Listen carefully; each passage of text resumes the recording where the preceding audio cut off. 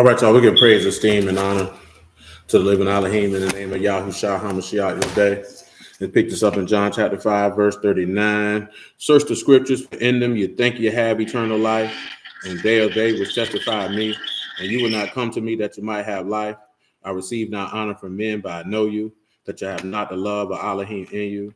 I come in my Abba's name, and you receive me not. If another shall come in his own name, him you will receive. How can you believe which receive honor one from another, and not the honor that comes from Elohim only? Do not think that I will accuse you to Abba. There is one that accused you, even Moses, in whom you trust. Had you believed Moses, you would have believed me, for he wrote of me. But if you believe not his writings, how should you believe my words? All esteem and praise the Abba and Shamayim in the name of Yahusha HaMashiach. Let's hit this Proverbs 14 and 30 and get it rolling. Sound heart, the life of the flesh. Let's hit this Psalm 71 and 15. I ain't going in the direct order we've been going. I'm just going what closest because I'm using this app. My mouth shall show forth your righteousness, your salvation all the day. I know not the numbers thereof. I will go into the strength of Yahuwah Elohim. I will make mention of your righteousness of yours only. O Elohim, you have taught me from my youth. Hitherto have I declared your wondrous works.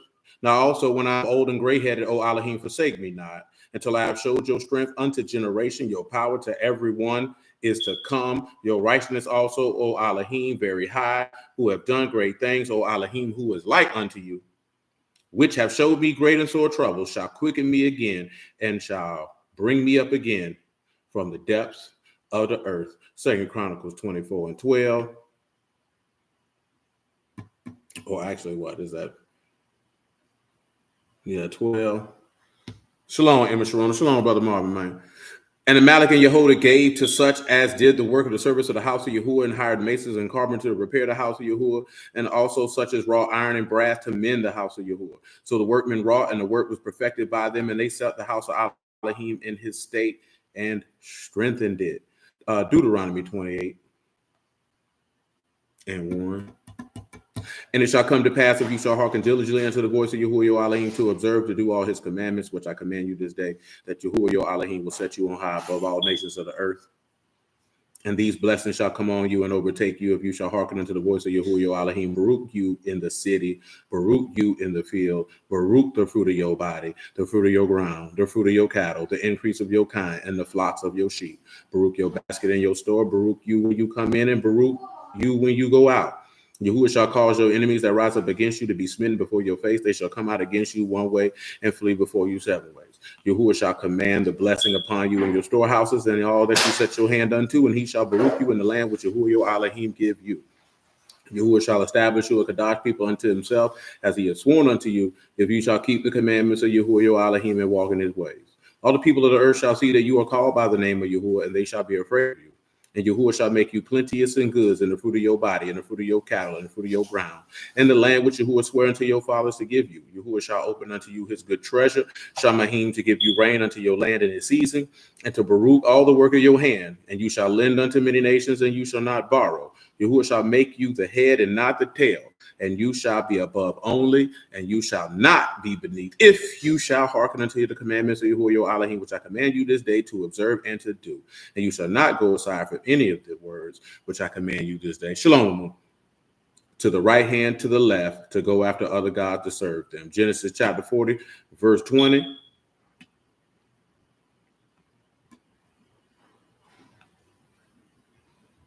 I said Genesis, I meant 49. 49 and 20, my bad. No, yeah, 20. Out of Asher his bread fat, he shall yield royal dainties. Naphtali a hind loose, he give goodly words. Joseph a fruitful bow by a well, branches run over the wall. The archers have surely grieved him and shot at and hated him. But his bow abode in strength, and the arms of his hands were made strong by the hands of the mighty of Jacob. From thence the shepherd, the stone of Yasharal, by the Elohim of your Abba, who shall help you, and by the Almighty, who shall baruch you with baruchings of Shamahim above, and baruchings of the deep that lie under, baruchings of the breast and of the womb. The baruchings of your Abba have prevailed above the blessings of my progenitors unto the utmost bound of the everlasting hills. They shall be on the head of Joseph and on the crown of him that was made separate from his brethren. Peace, Brother Omar, man. All right, y'all. Romans chapter 8, and then we finna get to it. Romans 8 and 1.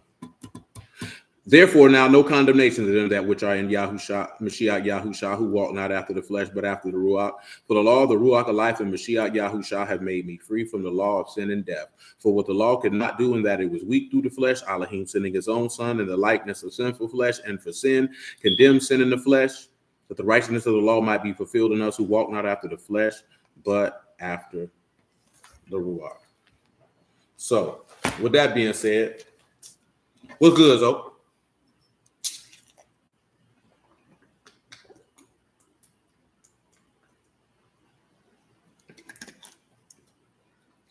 Slow, brother Robert.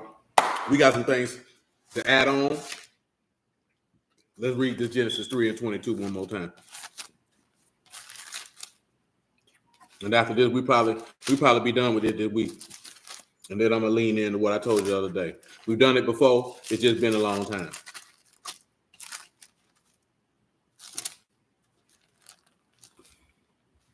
Genesis 3 and 22. And Yahuwah Elohim said, behold, the man becomes one of us to know good and evil. Now let's put forth his hand and take also piece each, man, of the tree of life and eat and live forever. So that's what we're talking about, which of course showing you that the tree of life is what allows you to be free from the law of sin and death. Probably something, of course, that y'all probably done figured out at this juncture, because we done went through this a few times, that a lot of people do not pay attention to that in regards to the law and this statement that Paul made. See, a lot of people make a lot of statements about a lot of things, and and that doesn't just be what it be. You know what I'm saying? But you always want to know what the law say and why it said. I'm gonna ask y'all a question, because I had pulled up on a brother I know, man. They were having Pentecost observance on Sunday, man. I happened to see he posted they were doing it, so I had pulled up on him. You know what I'm talking about? And he asked a question to everybody, and I gave my answer. He gave his understanding based off that answer. But I'm gonna ask y'all the same question, and I'm gonna see if y'all can point that out or where that come from. And I'm doing this for a reason. Just like what we did the other day. Come over here to 1 Corinthians 14. Let me see if it's in my book first before I switch to this app. Let me go ahead and switch to this app.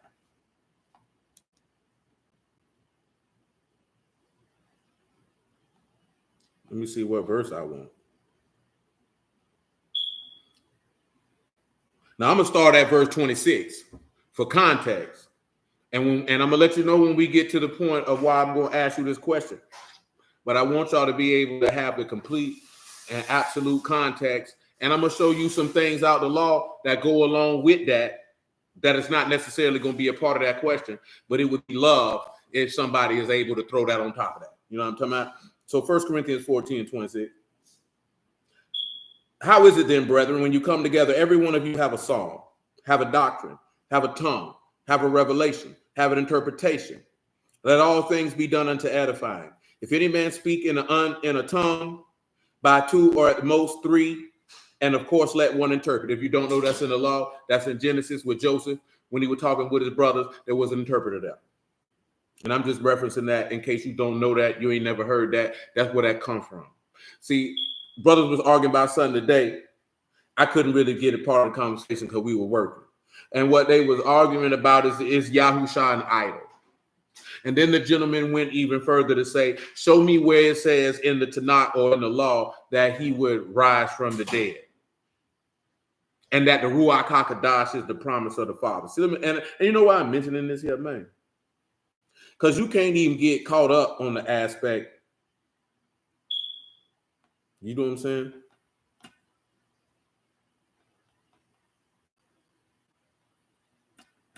Hold on. You can't get caught up in the aspect. I ain't even share this. You can't even get caught up in the aspect of, oh, people don't believe in Mashiach. You get offended. You upset. You feel like it's your duty to prove to them that he the son of God. No.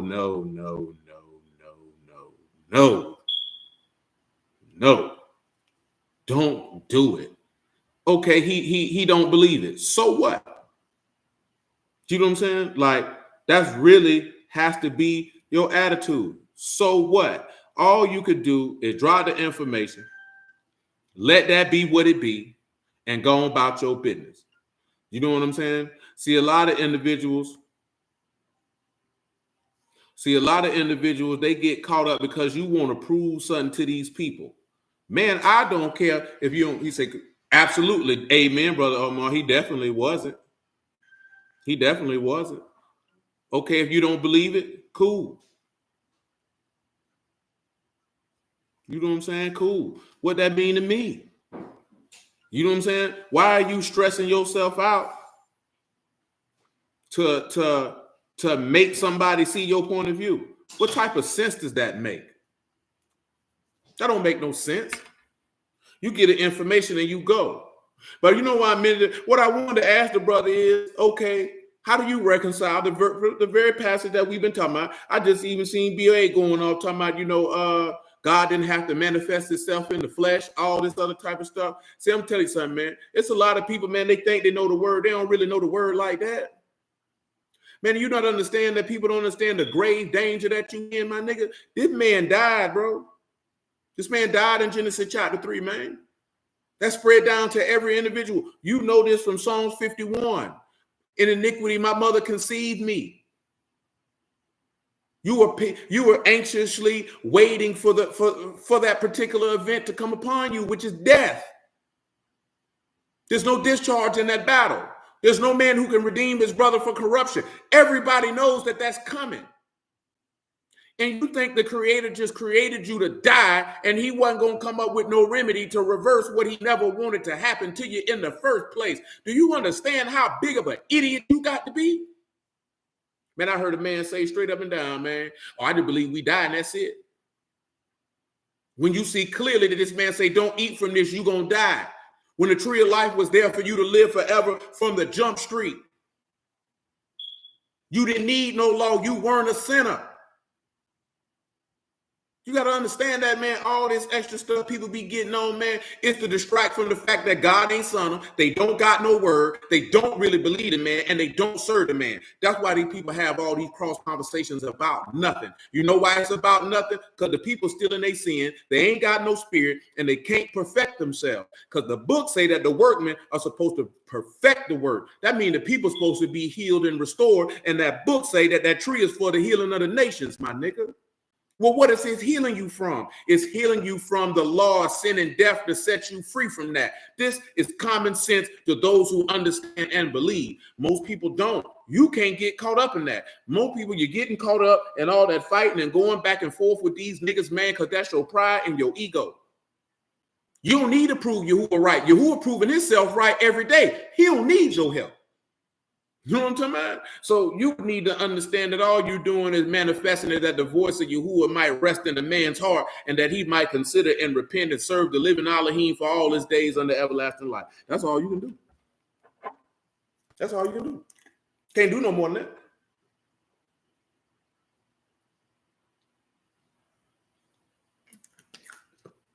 Don't you know, man? Shalom is. Don't you know, man, if you got a strong arm and nigga to see your point of view, he probably don't believe it. He just doing it to go along, to get along. See, like I told y'all a couple weeks ago, man, y'all boy got to stop simping, man. You don't strong arm nobody to get down with your pimping, man. They got to see the value in what you got going on, and they want to delight to do that on their own. All that forcing somebody to like you, all that forcing somebody, that's sucker stuff. That's not somebody who got confidence. That's low confidence, insecurity, and overcompensation. You ain't supposed to force nobody to like you. You ain't supposed to force nobody to see your vision. You don't force nobody to follow you. You don't force nobody to love you. Not when you know that's what you own and that's you that dude. You don't do that. That's a poor form of masculinity. If anybody tell you any different, man, you better get away from them. That's not confidence, man. That's weird. Why wouldn't you want somebody who want to do that because that's what they want to do and they take pleasure in what you take pleasure in? You want to force them. That's how you know most of these niggas work trash. I've been told you, man, good dope sell itself. You ain't got to sell it. You ain't got to put nothing extra on it. It sell itself. Because those who see the value in it are going to copy. And those who don't going to walk on by. It is what it is. 1 Corinthians 14, though. Well, I thought that, verse 28. But if there be no interpreter, let him keep silence in the assembly, and let him speak to himself in the Elohim. Let the prophet speak 2 or 3. Let the others judge. If be revealed to another that sit by, let the first hold his shalom. For you may all prophesy one by one, that all may learn and all may be comforted. And the ruach of the prophets are subject to the prophets. For Elohim not of confusion, but of shalom, as in all the assembly of the saints. And remember, you know that confusion is disorder. That's disorder. The man don't operate in no form of disorder and dysfunction. That's not how he operates. See, most people bring disorder and dysfunction into the assembly because that's how your household was. So now you coming into the house of God, and now you want to run it like your mama ran her house or your daddy ran his house because he had his penis tucked in his, and he didn't let his nuts drop. He was a whole sucker. You know what I'm talking about? Let me tell you something real, man. No self-respecting man of value, honor, shalom, Brother Marcus, and any reputable characteristics desires to be in any situation where chaos, confusion, and disorder and dysfunction is rampant. He can't function in that.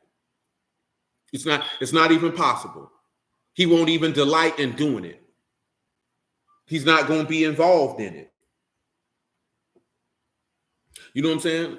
When you see a man and he like being in chaos and confusion, you know what I'm talking about? Contention and strife and all that other type of stuff. That nigga's a sucker. You know what I'm talking about? And he definitely not no man worth listening to, much less following behind.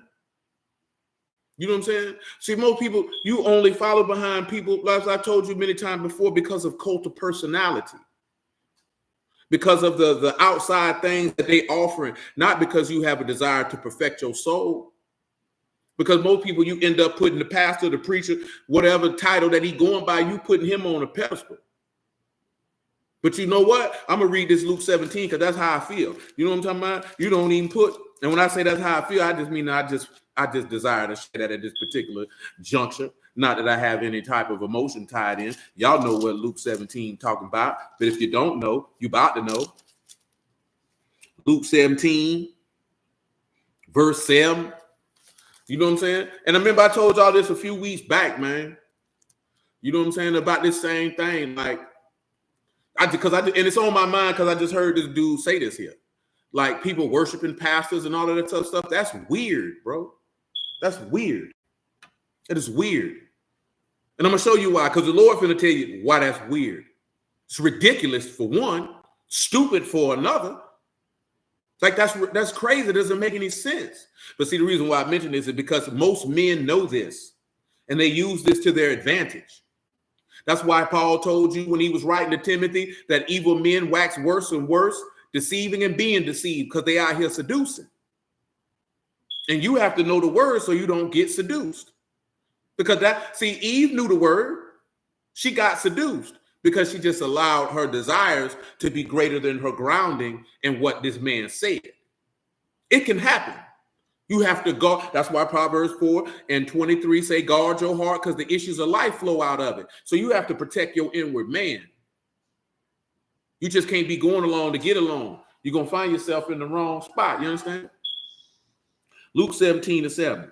By which of you having a servant plowing or feeding cattle will say unto him by and by when he has come from the field, go sit down to meat. And will not, hey, John, I see. And will not rather say unto him, make ready wherewith I may sup and gird yourself and serve me till I have eaten and drunken, and afterwards you shall eat and drink. Do he thank that servant because he did the things that were commanded to him? I trow not. So likewise, when you have done all those things which you are commanded you, saying we are unprofitable servants, we have done that which was our duty to do. See, a lot of individuals' problem is you want to be seen as something greater versus that you are a servant because you work for Yahuwah. That doesn't mean that the people are supposed to place you on some type of pedestal. That don't mean, now they give you honor and respect. See, I mentioned in this here, man, because like I said, we finna go through and we gonna show you exactly how this man has laid out how everything as it pertains to an assembly is supposed to be executed flawlessly. You know what I'm talking about? Because we at that stage. If the Lord permit, it's going to be a little shift, and it's going to be done exactly how the man said to do it. No cut, no corners, no shaving, no nothing, no excuses, no nothing. If you say that's what you own, then you got to do it how he say to do it, not how you want to do it, not how you think he should do it. See, remember years back, and some of y'all know I ain't got to call no name. Nigga got offended because I wasn't big on all that camping for tabernacles. I said you could do it, but you ain't doing it like the man told you to do it. Because he didn't tell you to go get no tent. He told you to get particular trees, particular leaves, and build a booth. He didn't tell you to go to Walmart and buy a Coleman tent. So while you think you doing something, nigga, you really ain't doing nothing. Because you ain't doing it like the man told you to do it. But in the same breath, you'll tell people to keep the law, but you'll shortcut the law when it's convenient for you. The same way that people got to offend them, tell you, man, you ain't supposed to start no assembly blowing out of no ram's horn when the law tell you to go get a whole piece of silver and make 2 trumpets out of silver and do that. See, it's better for you not to do it than to do it opposite of what the man told you to do it and then think you upholding what he said to do. That's insane. Oh, for sure, Brother Omar. And that's not knocking nobody. I'm just telling you, that's what the words say. Because you can't turn around and tell people to keep something, and then when they see this here and you doing opposite, you say, oh, yeah, we do this here. But don't you know you ruining your credibility? Because it would be better for the person to say, hey, man, why y'all don't blow a trumpet for the calling of the assembly? Oh, because we ain't got no silver trumpet. Because we ain't got no silver trumpet. That's why. No other reason than that.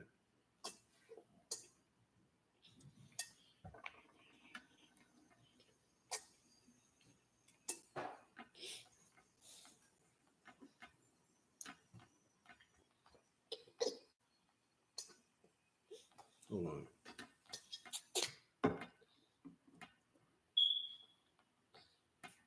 Mommy gonna pee. Yeah, nobody needed to know that. Mommy gonna pee. Okay, that's fine. Oh no, mommy going back. No, baby, no, mommy gonna pee. Okay, thank you for sharing. And mommy gonna do mommy. Oh, Joanne, I need you to be quiet. I need you to be quiet. I understand, but you got to be quiet. Oh, what, mommy watching? So listen, look at verse 34, and this is where the question gonna come in at. The things that come up with that is going to be the added stuff out of the law. Do you know why it says that and why? Let your women keep silence in the assembly, for it's not permitted to them to speak, but to be under obedience, as also saith the law. Why is Paul saying that the law says that they're commanded to be under obedience? That's the question my man has asked. Why does the law say that? Where in the law is he deriving that statement from? You got 2 places in the law that you should be able to ascertain that it says that a woman is commanded to be under obedience. You got 2 places out the law for that.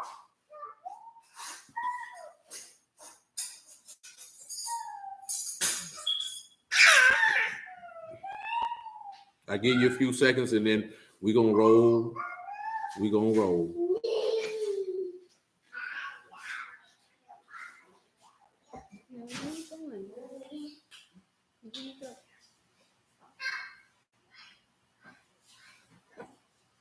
Okay.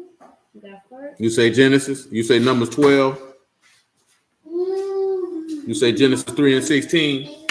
Well, of course, Genesis 3 and 16 is one of them. When we was having that conversation, in my man's opinion, he felt like that was a weak example for Paul to pull from.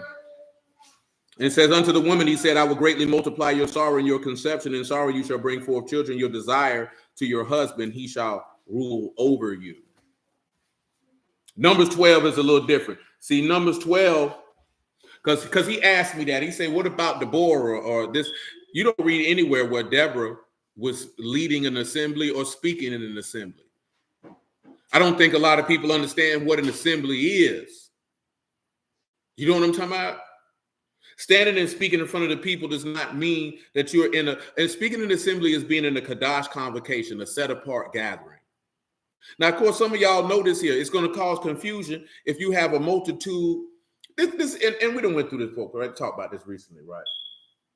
Why is that statement made? The other one is in Exodus 20. Honor your father and your mother. You have to look at things from a cultural perspective and not how we live in 2024. Also, you have to remember that when Paul, Shalom, Mika, you good. We also have to look at when Paul wrote that letter, he's writing that letter to a congregation that he founded. He taught all these people in the law and the prophets. That's something that's grossly misunderstood. Also, he's writing these people because he ordained these men who run in these assemblies the same way that you could read in Deuteronomy to set captains over 50s, captains over 20s, captains over 10s. And if the judgment is too hard for you to handle, bring it to me. That's your law. That's why they came to Paul, and that's why he's writing them. Same thing that your law say. That's all he doing. He giving them clarity on matters that was too difficult for them to handle. Now, when you look at that, right? If you got a woman, man, and she got a daddy and she got a husband and something she don't understand, she doesn't have to necessarily stand up in the middle of the convocation and ask it. That's what her husband and father's for. She got a question, she can ask them. And if they can't answer the question, they go to the man of God, they get the information, bring it back home. It's not that hard. It ain't got nothing to do with oppressing women. That's what you got in your mind because you want to be able to do what you want to do. And you think this man hate women, it's for order. It's for a particular setting. And the reason why I read that before that, because look how he just straightened all the men saying, well, y'all got to speak one by one. You can't jump up and be like, I got a word, I got a word, I got a word, I got a word. That's disorder, that's folly. That's why I read all that stuff before that. But nobody wants to pay attention to that because you too in your feelings, because you've been brainwashed in the United States of America to think that there's a gender war. There is no gender war. A gender war is only fought by men and women who do not have the desired outcomes that they want in life. And these goofy niggas is coming over to the house of God and trying to bring that foolishness with them. And because you got weak back men and overly aggressive women, it permeates in the body of Mashiach. And now you having these arguments and conversations on a day-to-day basis with the word. Man, I'm not finna argue with no woman about if she want to preach. Well, preach on, baby. I'm not finna sit here and listen to you. But I'm not finna be harping on your back talking about be quiet. That junk don't mean nothing to me. That junk don't mean nothing to me. Because we ain't in no congregation.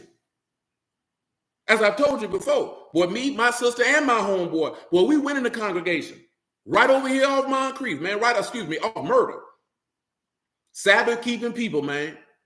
And when them women went to get up to preaching, we got up and walked out. They ain't sitting there and listen to them and figure out. I don't care what they teaching. I'm gone. I'm not finna sit there and listen to that. Because if a sissy stood up and went to preaching, I'm gonna get up and walk out.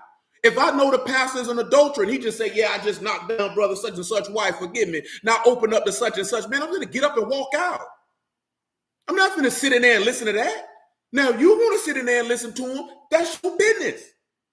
I'm not finna do it. And I don't really give a damn what anybody think or say because I'm not going to do it. I don't care what you think. I care what Yahuwah think. I don't care about how you feel. I don't care about your worldview. I care about his. So I'm not doing it. See, it's not just a woman thing. Man, if a nigga's out of pocket, bro, I'm not listening to you, bro. I'm not finna sit in there and listen to that. Not. Why are you? Is the question. Why are you doing that? Now, see, we mentioned that here because guess what? If Yahusha is your husband, like he said in Ephesians, ain't you commanded to be under obedience? If the Abba in heaven is your father, ain't you commanded to be in obedience? See, it's the same thing. But see, nobody cares because the only thing you care about is you want to run your mouth. And you want to do what you want to do, and you want to say what you want to say when you want to say it, because you don't really want to be, because most of y'all ain't come from no household with no strong father who wasn't with none of that. This is what it is, and this is what it ain't. And if you don't like it, there go the dough. But you're not going to be in my house and do what you want to do. These are the rules of my house, and you're going to keep them, or you're going to hit the dough. You know why? Because we talked about it last week. The law say, man, get the evil from amongst you so others may fear. If I let you do what you want to do in here and you got siblings, your siblings think they can do that in here. Now my authority and my respect is undermined in my house, and I literally will be damned before I let that happen. Because you know how we know this? What happened to Eli because he didn't straighten his sons? That man said, I'm going to take the priesthood for you and I'm going to kill your sons because you knew what they were doing and you didn't stop them. And you didn't stop them. No, Absolutely not. Absolutely not. It's the same token in the body of believers, man. You can't sit your behind amongst the body of believers and do what you want to do and think you're supposed to stay in here. We just read that last week. Your law don't support that. You're going to have to go. You're going to have to go. You can't be in here being no homosexual, talking about you's a brother. You can get your sister behind from up out of here. You can't be having sex with brothers' wives, talking about you a brother. You can get your doggone stinking funky behind from up out of here. I don't care where you go, but you're not going to stay here. You know what people say? You can't do people like that. You a lie from hell. This book say different. The book say I ain't supposed to sit down with you because you're who are not finna sit down with you, man. But see, nobody cares about that. Absolutely. Absolutely, Hananiah was rebelling and telling lies to the people. And the people love it so. That's what the people like. But let me get back on task. I just wanted y'all to hear that. I'm going to hit y'all with something. It working what we talking about. Little Johnny asked about it the other day. Zechariah chapter 3. We're going to tie Philippians 2 in it. You can get it rolling. But yeah, man, you can't do that, man. Let me tell you the part I wanted y'all to look at as fourth is the law. Come over here to Numbers 11. My apologies. As fourth is the prophets, 2 by 3, and the spirit of the prophets is subject to the prophets and things of that sort. Because guess what, y'all? Let me tell you something real, right? I might be in the wrong chapter. Hold on. No, I ain't. I'm in the right chapter. I'm tripping. Numbers 11 and 24. Let me tell you something real, right? If it's a woman who's a prophetess, you think we're going to restrain her for prophesying? Do y'all understand the difference between prophesying and preaching? Y'all should, who've been around here. Most people don't. Prophesying and teaching is two different things. A prophet don't teach. A prophet prophesies. They speak by divine inspiration. A word strictly from on high as it pertains to a future event and also as to the warn the people about their conduct. A prophet does not open up the text and give understanding. You should know that from the book of Nehemiah when Ezra opened up the text and caused the people to understand it and he had the Levites with him. That's not what prophets do. But you know what the problem is? You got people in 2024 making you think a prophet is a teacher. A prophet is not a teacher. That's a different administrative function. You should also recall from First Corinthians chapter 12 that's the second highest office in the body because no man can ordain you to be a prophet. That is Yahuwah ordained. No man can ordain you to be an apostle. That is Yahuwah ordained. No man can give you that job. That job comes from on high. But see, nobody pays attention to that because you don't care what the book say. You don't care what he say. Man, let me tell y'all something too while it's in my brain because I done heard so many people say that this week, man, that junk pissed me off. Man, when you hear a nigga say God can use anybody he won't, walk away because that person is stupid. Because that's not how that man operate. That is not how he operate. Don't listen to these people talking about he used a donkey. Man, he used the donkey to rebuke a prophet who didn't do what he told him to do. He didn't use a donkey to go bring forth a word to the people. Like, come on, man. This man does not just randomly grab people and say, I'm going to use them. He's not going to randomly grab a crackhead and use them. You know why? This person represents him, man. The person represents him. That's why he just don't use anybody. When you open your mouth and you say you coming in the name of Yahuwah, meaning you coming in abundant of goodness and truth, merciful and gracious, long-suffering and forgiving, you represent the Almighty. Man, you can't be out here living sour doing whatever. Why you even let people tell you that? You know why you let people tell you that? It allows people to believe that no matter what they doing and how they living, that they can go out here and bring forth a word. Because that's what they want to do. That's why people tell you that. Because it's a subtle means to justify whatever they saying or doing, irregardless of how Yahuwah operate. Because you don't care how Yahuwah operate. You want to do what you want to do. That's dangerous when you're talking about people's souls on the line. That's dangerous when you're talking about somebody got to stand before the throne of the Almighty and account for their life. These people not giving you the information to free us from the law of sin and death. We still in bondage. We read that other day. Ezra said, man, he gave us a little reviving in our bondage. We're going to get to, man, let Yahuwah be his thing. I just say this stuff because these niggas make me mad. I ain't going to lie to you.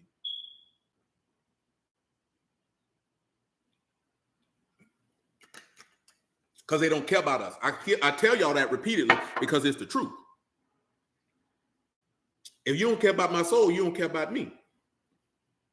Because my soul is me. That's my nephat. That's my inward man. See, regardless of what you see on the exterior, who I am internally is who I am. That's why the workmen have to bring the aruka to the people to heal and restore that inward man who has been damaged from whatever means that life has damaged it. See, Yahuwah want to make you whole.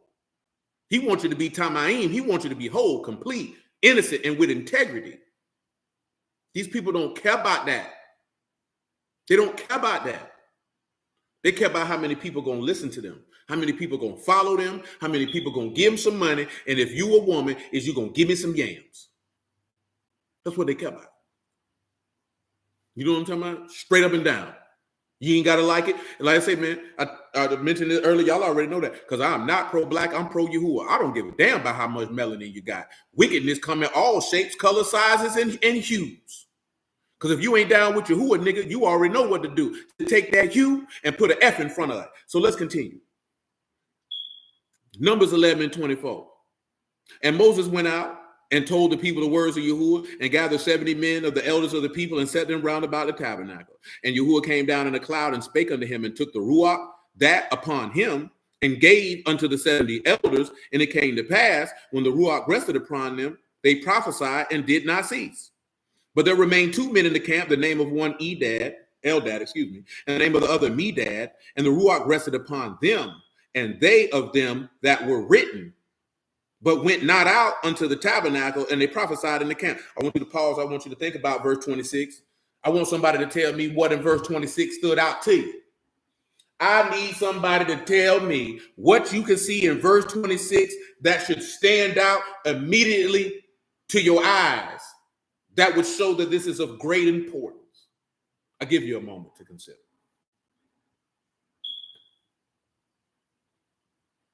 I'm moving at a slow pace, forgive me.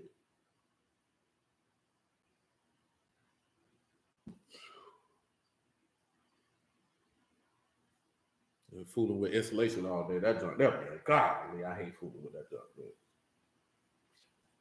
luckily, it wasn't a high rated fiberglass that had me itching at an uncontrollable rate. Yes, sir, Darius. Yes, sir. Yes, sir. I'm gonna see if anybody on YouTube is able to respond, and then we're gonna move forward. Because I know everybody can't necessarily type nothing, depending on what device you watching on. Clearly, GP be watching on his phone.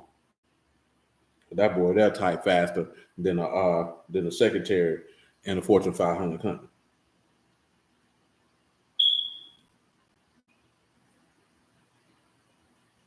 Indeed, Lil Johnny. Now, look at this point that's made mention here. That the Ruach fell upon all those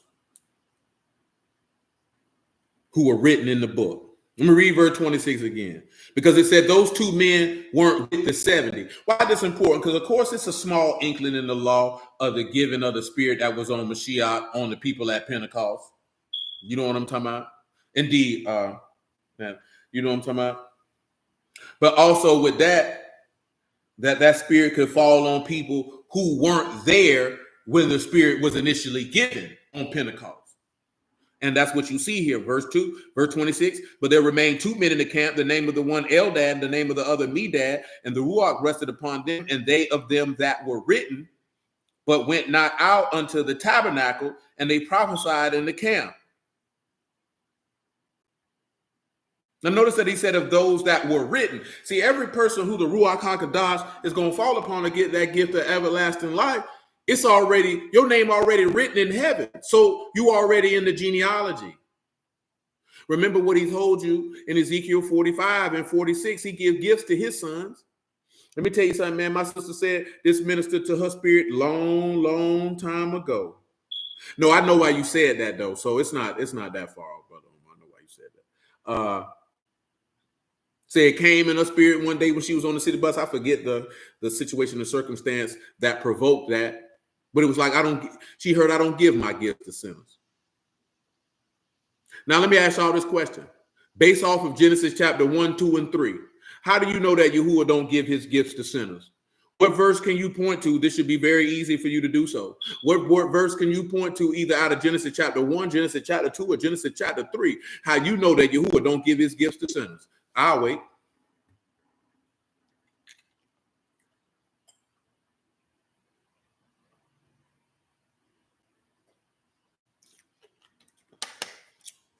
What can you read either in Genesis chapter 1, Genesis chapter 2, or Genesis chapter 3 that you know that Yahuwah does not give his gifts to sinners?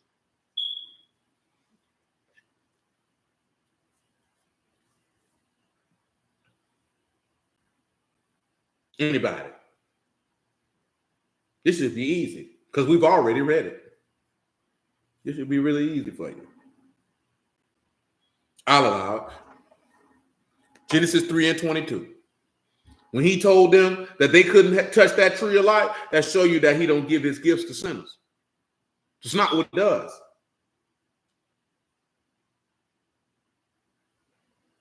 No, that's a little different because that's them giving gifts to him. We also referring to the gifts that Yahuwah has that he gives unto man. Indeed, Brother Mo, he don't do that. And he's never done it. He has never done it. You can't go anywhere in this book and see Yahuwah giving gifts to men who are unbelieving and disobedient. You won't find it. It ain't there. That is not how this man operates. That's how you know why people want him to operate like that? Because your people rewarded you for your bad conduct and gave you gifts and took you places and did things that you did not deserve nor earn based off of your conduct and behavior. So you believe that the Almighty Elohim will do the same thing? He don't operate like that. Do you know that you have to be one piss poor parent to reward your children for negative conduct? You know what you have reinforced in their mind? That no matter what they do, no matter how they behave, that they can still get what they desire? All you're doing is destroying them. Because when they come to God, they're going to find out Yahuwah don't do that. He does not do that. He doesn't. Never has, never will. You know what I'm talking about? Because he told you, hey, I'm Yahuwah Elohim. I change not. Yahusha HaMashiach, the same yesterday, today, and forever. That man don't change. See, you hope, but most people, you hope somebody is going to do what you want them to do, even though they have shown you consistently that they are on what they own. This man told you he is an austere man. He is rigorously self-disciplined and uncompromising. He is not compromising nothing. He is not taking anything less than what he wants. And if you didn't learn that from Cain and Abel, then you ain't going to never learn it. Because Cain brought him less than what he wanted, and he didn't take it. He didn't take it. He told him, oh, no, because I don't want that. You keep that to yourself. That man is not going to take it. If you don't bring him what he wants, he don't want it. He don't care about your intent. He don't care about you feel like. See, that's what you feel with human beings. Well, but this, no. You know what? I told you what to bring me. I told you what to give me. You're not going to give me what you want to give me and think I'm supposed to give you something back, like give you a reward. That's not what I asked you for. Do you not know that's what he did to Saul? He say, Saul, man, I didn't tell you. I don't want that.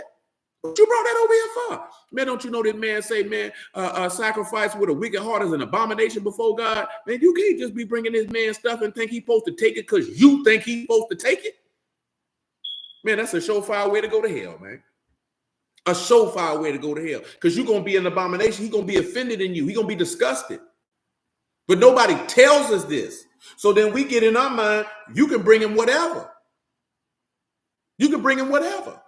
They tell you he don't turn nothing down. Clearly, you ain't been reading because he turned down stuff all the time. He turns down stuff all the time. If it's not according to what he instructed you to bring him. Let me ask you this question. What did he say to Moses as it pertains when he was showing the tabernacle? What is the explicit instruction that he gave to Moses? When you look in Exodus 25 and Exodus 26 and Exodus 27, you understand? What's the explicit instruction that he told Moses? Who can tell me what that is, man, from Exodus 25 or 26 or 27? What's the explicit instruction that he gave him? That's right there. See, make it according to the pattern that I showed you in the mount. Do it exactly how I told you to do it. Don't do it how you want to do it. Don't do it how you think I want you to do it. Don't do it how you feel I should do it. Do it exactly how I told you to do it. And he dead serious about that. See, your daddy wasn't dead serious about you doing it how he told you to do it. That's why you did what you wanted to do. I remember that dude told me, man. No, the due order. That's what I'll allow tape on. That's what he told. That's what David said with the what you call it, when they were bringing the Ark of the Covenant up, and the dude died when he touched it. David said, "Yeah, we ain't bring that thing up according to the due order." You see what happened to dude? You didn't see where it don't matter. Dude died because you didn't do it how I told you to do it. Man, that man don't play them type of games, man. Man, that man don't play them type of games, man. He don't. This is why the people not getting free from sin and death, because they telling you do it however, instead of doing it how he said to do it. Just do it how he said to do it. It's that simple. We overcomplicate the word, man. When Paul wrote to the Corinthians, man, in 2 Corinthians 11, man, don't let anybody corrupt you from the simplicity that is in Mashiach. Man, this thing is really, let me read it to you in totality. This thing really simple, man. It's not hard. 2 Corinthians 11:1. Would to Elohim you could bear with me a little in my folly.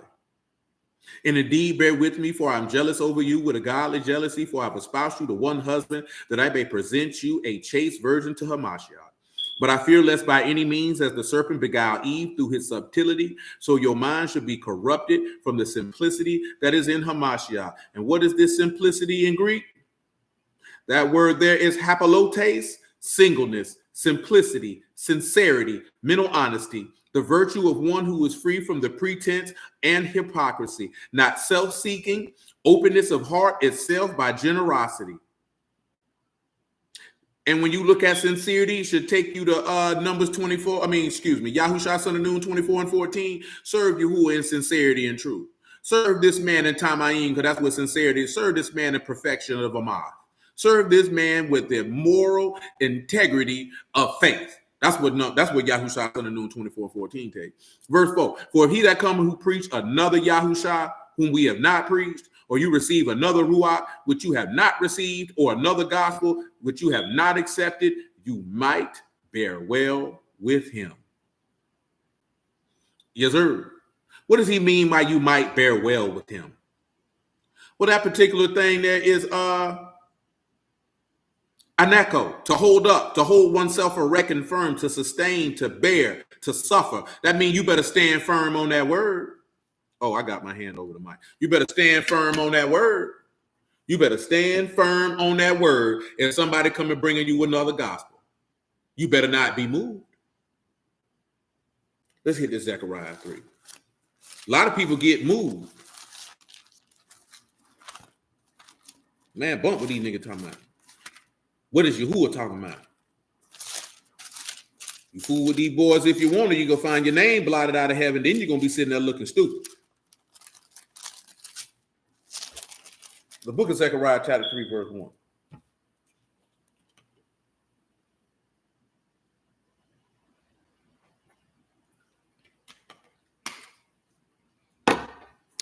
And he showed me Yahusha the high priest, standing before the Malachim of Yahuwah, and Hashatan standing at his right hand to resist him. Yahuwah said unto Hashatan, Yahuwah rebuke you, O Hashatan.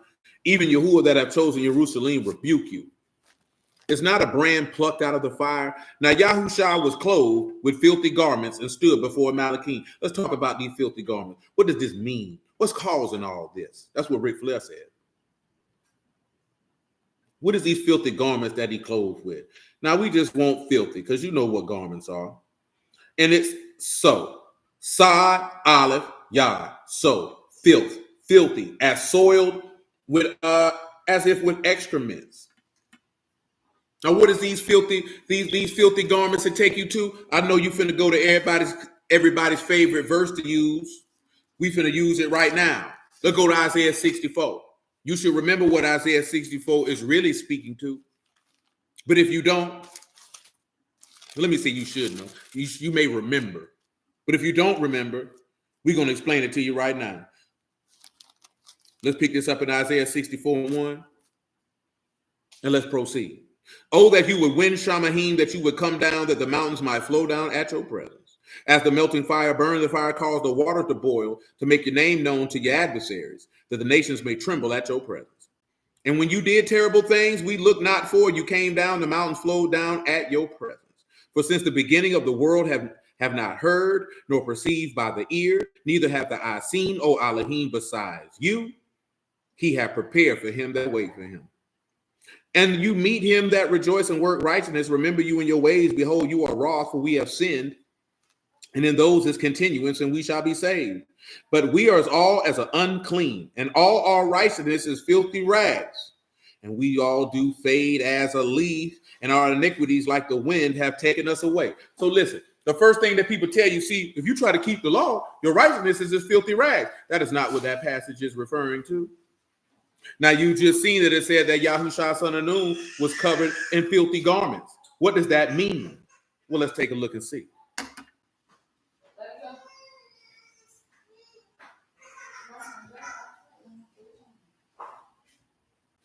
Let's talk about filthy rags here first. Filthy here is Ayid, or Ayad, excuse me. Ayin, Yad, and Hey is what we have here. I'm sorry, I said Yad. I meant to say Dalit. Ayin, Dalit, and Hey. So in this particular instance, have you behold, have you seen the hang? Now, in this particular instance, this word means menstruation or a filthy rag, stained garment, figurative of the best deeds of a guilty people. The best deeds of a guilty people. Listen. Now, rags in this instance here is bagad, which you know is used for treachery, but this is the same word that's used for garments in Zechariah 3, and that's garments and that's clothing.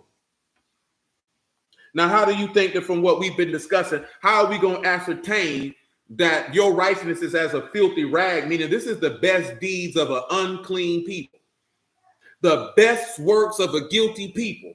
What does that say to you when you hear that? Considering that Yahusha, son of Nun, got on filthy garments also. His garments are filthy, but it's not the best deeds of a guilty people. Let's take a look at that as it pertains to Adam and what we've been discussing. Now, when we look at Adam in Genesis chapter 3, y'all, what did Adam do? What is the work that Adam did? For those of you who may not be aware, Adam laid his life down for his wife because he became sin who knew no sin. And he laid his life down for his friends because love is stronger than death. And for love, if a man's house will be utterly contemned, it's good as gone. And that's what he did. But even with his best deed, it didn't change the fact that he was guilty. So when you look at what's the best deeds of a guilty people, the best deeds of you keeping the law is not going to change the fact that you're going to die. Not going to change it. You know why? Let's take a look. Genesis 3:19 on the house. And in the sweat of your face shall you eat bread till you return to the ground, for out of you was taken. For dust you are, and dust you shall return. So let me ask you this question. If you kept the Sabbath day, are you still going to die? If you kept every feast day, are you still going to die? If you didn't eat any unclean foods, are you still going to die? If you didn't murder, if you didn't steal, if you didn't extort, if you didn't oppress, are you still going to die? So no matter what your best deeds would be, you would still be guilty before God. Do you see how that works with those letters where Paul writes about that? See, nobody wants to take that into consideration. See, let me take you. Come over here to Romans 10:1 real quick.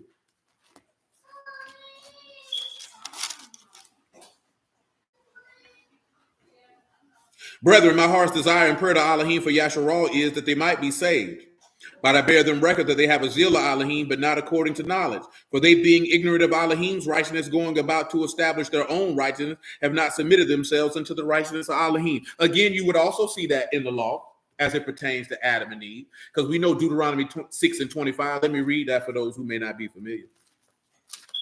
Deuteronomy 6 and 25. And it shall be our righteousness if we observe to do all these commandments before Yahuwah Elohim as he have commanded us. He said it'll be your righteousness if you do it. And you went to go establish your own righteousness versus submitting yourself to the righteousness of Elohim. That's what happened when they ate from the tree of knowledge of good and evil. That was establishing their own righteousness, because they could have ate from the tree of life and got the righteousness which is of Elohim. How do we know this? Because your righteousness don't give life. The righteousness of Elohim do. It's right there in your law. This is not hard to understand. It's hard to understand because these men don't know the word like that. So then they think that these are just random things that this man is saying.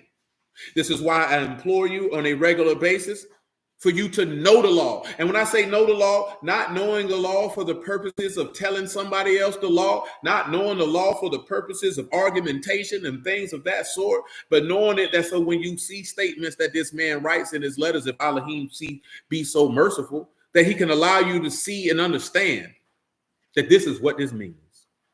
I say that because most of you have been around here long enough and been taught well enough to where you should be able to see certain things and things should come to your mind. As far as your understanding is concerned. See, I didn't have that expectation for most of y'all in 2015 or 16 or 17, because that's insane. You're only a couple years of receiving proper instruction, but now it's 2024. So I really had that expectation, 2-3 years ago, that should be able to occur for you. For most of y'all, not everybody. Those who know, they know. Because you've heard enough and you learned enough that when you read on your own, by the grace of Elohim, things should stand out to you. You know what I'm saying? But you have to shift your mentality on how you study in the word and why you studying it. Not just reading for the purpose of reading and consuming, not for the purpose of reciting, but for the purpose of your inward man to gain an understanding of who your Elohim is and how he operates. So that you can understand. You know what I'm talking about? So listen to what this man say in verse 4. For Mashiach is the purpose of the law for righteousness to everyone that believes. For Moses described the righteousness which is of the law, that the man which do those things shall live by them. And of course, he elucidates into Deuteronomy 30. So listen. I forgot where we was at before that. Oh, Isaiah 64. So listen. I'm going to read you verse 7. I'm going to read verse 6 of Isaiah 64 again. And then we'll go further, right? He said, but we are all unclean, and all our righteousness is filthy rags. And we shall do fade as a leaf, and our iniquities like the wind have taken us away. Notice when he tell you fade as a leaf, that take you to what he said in Isaiah 40, you're going to die.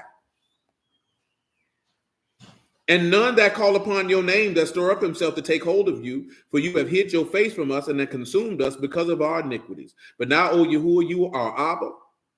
We are the clay. You are our potter. We are all the work of your hand. But be not wroth very sore, O Yahuwah, neither remember iniquity forever. Behold, we beseech you, we are your people. Now they're coming to the man they're seeking for mercy. So listen, right? As we take a look back in Zechariah chapter 3, with Yahusha son of Nun having these filthy garments. And now we see from Isaiah 64 that your righteousness being as filthy rags is not that you keeping the law as filthy rags. It's the fact that your best deed means nothing if you're guilty. Hold on. And see, you being guilty is not guilty in the fact that you're sinning. It's the fact that you're guilty before God because you have not received the Ruach, proving that your name isn't written. And that's not what we out here for. You understand? Hold on. Let me see what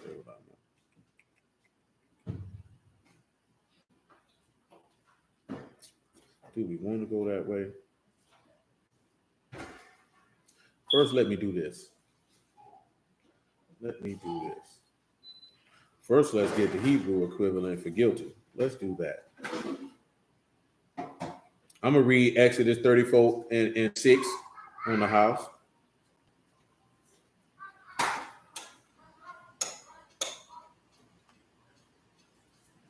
Make it 5. Yahuwah descended in the cloud and stood with him there and proclaimed the name of Yahuwah. Yahuwah passed by before him and proclaimed Yahuwah. Yahuwah Elohim, merciful and gracious, long-suffering and abundant in goodness and truth, keeping mercy for thousands, forgiving iniquity and transgression and sin.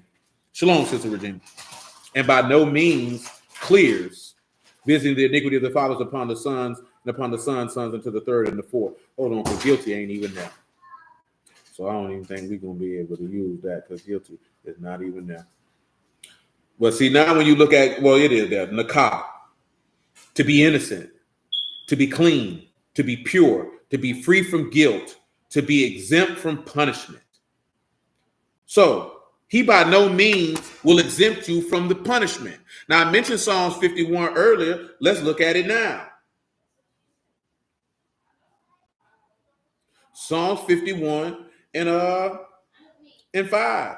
Behold, I was shapen in iniquity, and in sin did my mother conceive me. So we know that shapen is to travail, to be in anguish, to be pained, to be writhed, to be distressed.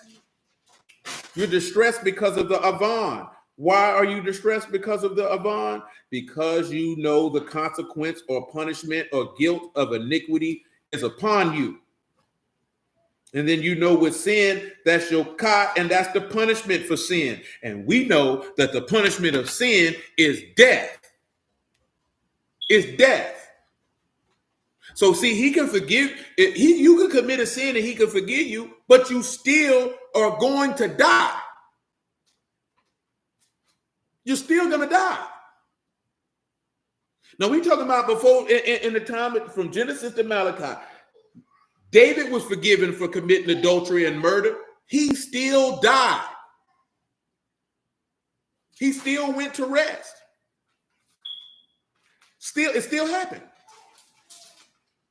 So again, when you look at Isaiah 64, and you see even the best deeds of a guilty people.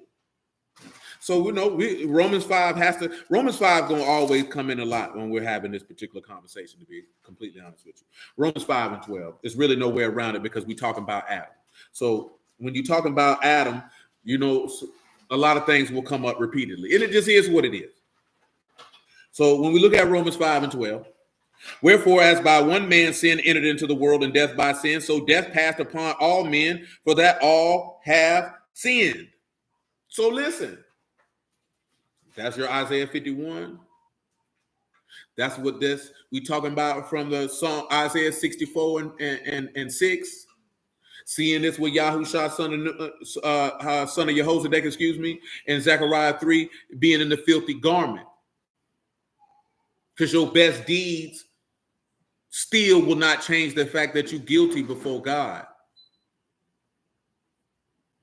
For unto the law sin was in the world, but sin is not imputed when there is no law. Nevertheless, death reigned from Adam to Moses, even over them that had not sinned, after the similitude of Adam's transgression, who is the figure of him that was to come.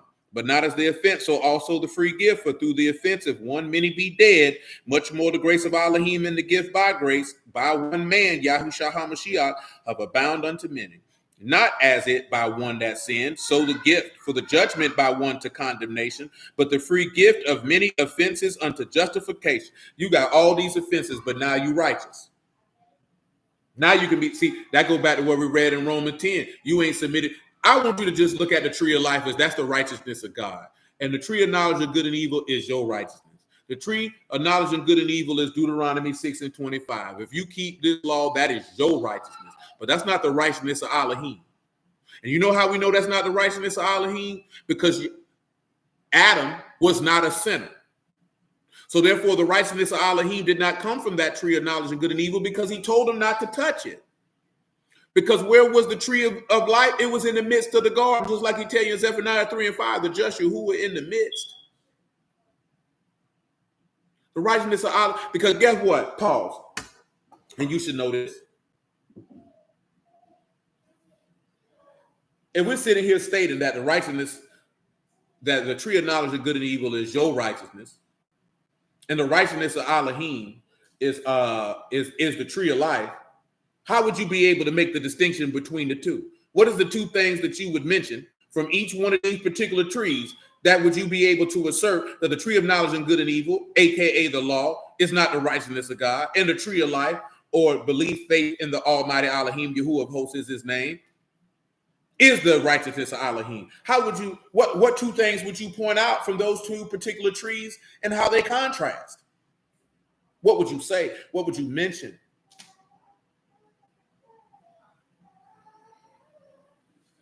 I'll give y'all a second.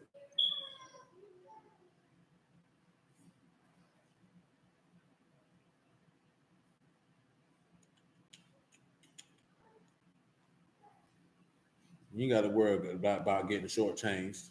I ain't going to shortchange it. But I'm going to give y'all a second to get your answers together, though.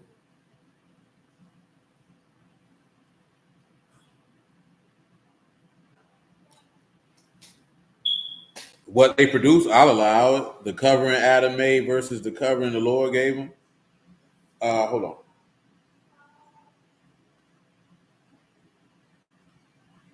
Listen. What's the contrast between these two trees? If you have the tree of knowledge and good and evil, which is representative of Deuteronomy 6 and 25, and that the tree of life is representative of Yahuwah, one being your righteousness, the other being Yahuwah's righteousness, what is the contrast between the two? What is the contrast between these two trees? I'll give you a couple more minutes, and then we'll just keep on rolling. Oh my God, that's better for you. Now, I see why you would say that. It's along the lines of where we headed, Brother Omar. Along the lines of where we headed with it. Indeed, there is, and that's what it is. The tree of life, a tree of knowledge of good and evil, represented with Deuteronomy 6 and 25, which is the law, can't give you life. But the tree of life, which is the righteousness of Elohim, gives everlasting life. And that's the difference. See, that's the thing. That's what we just talking about, Amun. Your righteousness is not necessarily a filthy rag. It's your righteousness is a filthy rag because your best deeds will not remove the guilt of death from you, which is what you got on the back end. It won't remove death from you. So let me take you to Galatians 2 real quick, so you can see the contrast. Because again, what have we been discussing? The contrast of Adam in the law pertain to different things in here, so you can understand. Because if you think Adam is just over in Genesis 3 and you can't derive more understanding from what these men wrote in these epistle letters, then the people who you've been hearing the word from are woefully inept and unskilled, to say the least. 2 and 16, Galatians 2 and 16, the epistle to the Galatians, chapter 2, verse 16. He say, knowing that a man is not justified by the works of the law. Was Adam justified from eating from the tree of knowledge of good and evil? No. But that tree of knowledge of good and evil is good. We know that because that's what the law say. And we know the law is good. But it don't make you righteous before God. How do we know this? He say, but by the faith of Yahusha HaMashiach, even we have believed in Yahusha HaMashiach, that we might be justified by the faith of HaMashiach and not by the works of the law. For the works of the law shall no flesh be justified. And you can see that right in Genesis chapter 2 and 3. It's right there all day long. Because you know how we know this? He say, don't let them eat from this tree lest they live forever. You cannot take from the law and live forever. Therefore, that is not the righteousness of Elohim. It's not the justifier of Elohim. It don't mean that you wicked if you do it. It just means it's not going to give you life. It can't free you from the guilt of sin and death, which is what this man was writing to these congregations in Rome. And the law shows you that. Now, whether you agree that the law is showing you that, hey, that's between you and the Lord. I don't care. We've laid out our case on a multitude of occasions, man. You can take it and do what you want to with it. We firmly rooted in that, though. I can't speak for nobody else.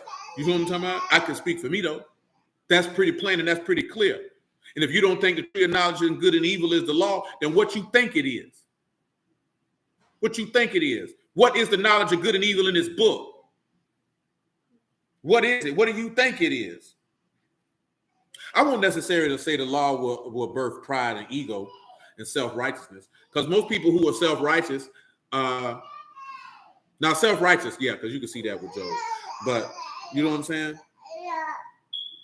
That pride and ego come because you couldn't keep Yahuwah's law and be prideful and egotistical at the same time. You know what I'm talking about? But you could definitely be self-righteous in the regard like Job thought that nothing negative should happen to me. You know what I'm talking about? Or justifying yourself versus justifying Yahuwah. Which I'm glad you said that, because the book of Job is the example of that, because Job wasn't no sinner. And when you go read in it, the book tell you that Job was righteous in his own eyes, and the young man rebuked Job by saying, you justify yourself and not God. Let me just show you that real quick since I mentioned it. Come over here to Job chapter 32. Now look at the Lord. Praise Yahuwah. Job 32:1, if you think we're making this up. So these three men ceased to answer Job because he righteous in his own eyes. This is what Job's transgression was. He was righteous in his own eyes. Let's look at the next thing. He said, then there was kindled the wrath of Elihu, the son of Barachel, the Buzite, of the kindred of Ran against Job. Was his wrath kindled because he justified himself rather than Elohim. This is what it says. He was making himself more righteous than he was making God righteous. And you know what, we can back this up? Swing back to Romans 4. Swing back to Romans 4. And let's look at what this man wrote right here. Romans 4:1. What shall we say then that Abraham our Abba has pertaining to flesh have found? For if Abraham were justified by works, he have to esteem, but not before Elohim. That's what you've seen in the book of Job, because that's all Job was doing. Go read it for yourself. It's 42 chapters.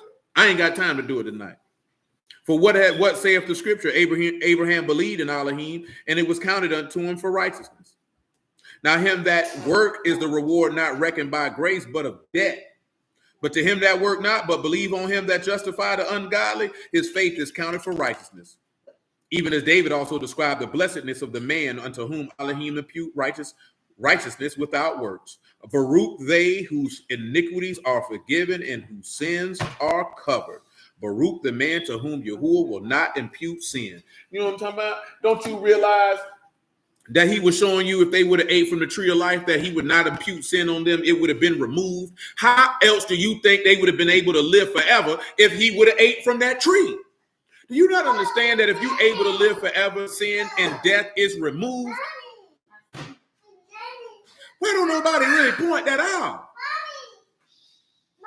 You can't live forever and sin be present. You can't sin a little bit on the weekends. You can't sin a little bit here and there. Sin cannot be present and you live forever. If sin can be present and you live forever, you just said Yahuwah a sinner.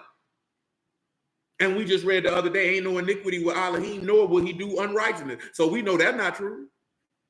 So when these people turn around and tell you that you can't stop sinning or you can't stop, they lying to you. They lying to you.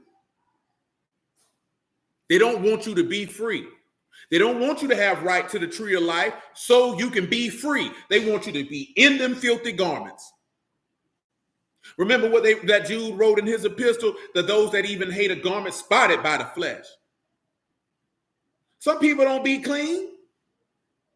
Some people is just like a nigga who been working all day long and sit his funky, nasty behind on the couch instead of taking his stinking behind in there and taking a bath first. You know what I'm talking about? How you been outside working and sweating all day, man? I'm talking about your groin is funky, your skin is dirty, but you don't want to go bathe. You got a lot of grown funky behind men around here don't go bathe, man. Don't clean his drawers or nothing.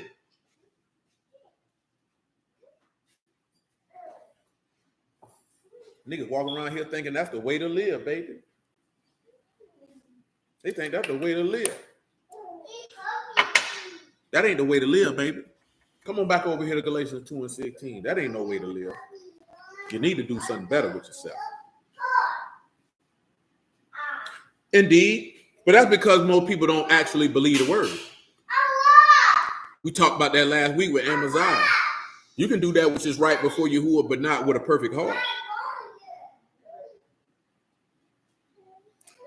Galatians 2:16.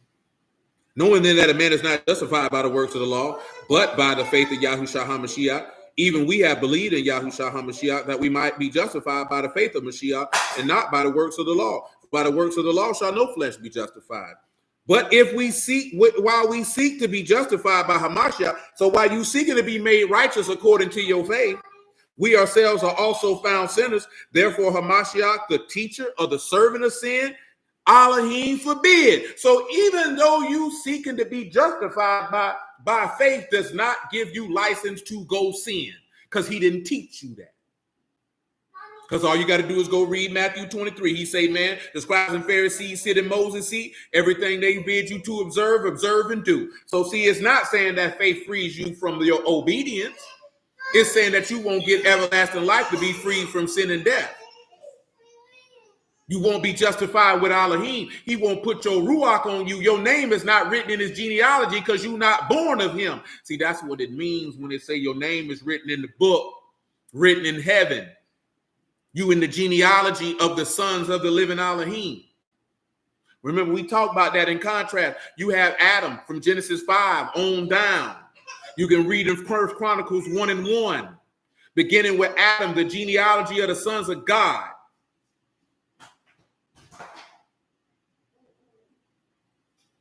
But now you got the genealogy of the last Adam that is not born of blood, nor of the will of man, nor of the flesh, but by Elohim. That's a different administration to get into the genealogy of the sons of God. You can't flesh your way into that. You can't law your way into that, my G. Because that which is of the flesh is flesh, and that which is of the ruach is ruach, and it's the ruach that make alive, the flesh profiteth nothing. That's what the man told you. Because you can be in your flesh and you're going to die. But those who've been set free, they're going to live forever. That's just what it is, my G.